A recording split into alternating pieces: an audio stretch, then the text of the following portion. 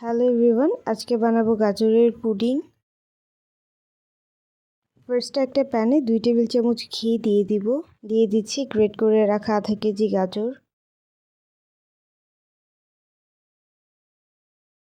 ভালোভাবে মিক্স করার পর অ্যাড করব 1 কাপ দুধ। ঢেকে রাখছি যতক্ষণ না পর্যন্ত গাজরটা সিদ্ধ হয়ে যায়, আর মাঝে মাঝে ঢাকনাটা খুলে একটু মিক্স করে দিব। এখন গাজরটা সিদ্ধ হয়ে গেছে, এবার ঠান্ডা করে তারপর ব্লেন্ড করে নিব। ক্যারামেলের জন্য 1/4 কাপ চিনি আর 3 টেবিল চামচ পানি দিয়ে দিচ্ছি। এরপর ক্যারামেল হয়ে গেলে মোল্ডে ঢেলে নিব। একটা বোলে 3টে ডিম ভেঙে নিচ্ছি। অ্যাড করছি 1/3 কাপ চিনি, 1 চা চামচ ভ্যানিলা এসেন্স। এখন মিক্স করে নিব। এখন এই মিক্সচারটা একটা ছাঁকনি দিয়ে ছেঁকে নিচ্ছি, আর 1 কাপ দুধও ছেঁকে অ্যাড করছি।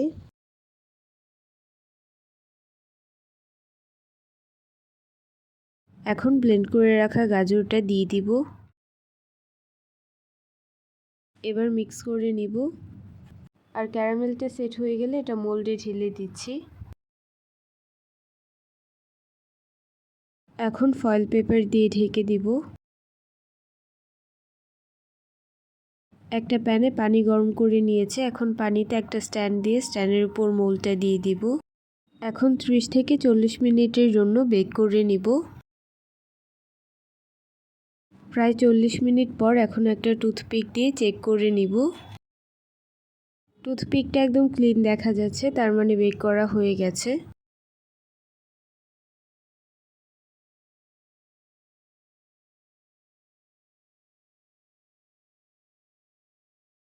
খুব ইজিলি বানানো হয়ে গেল গাজরের পুডিং।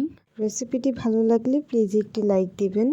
যারা এখনও সাবস্ক্রাইব করেনি তারা প্লিজ সাবস্ক্রাইব করবেন। আর এই পুডিংটা অনেক বেশি সফট আর অনেক টেস্টি হয়েছে। একবার হলেও অবশ্যই ট্রাই করবেন।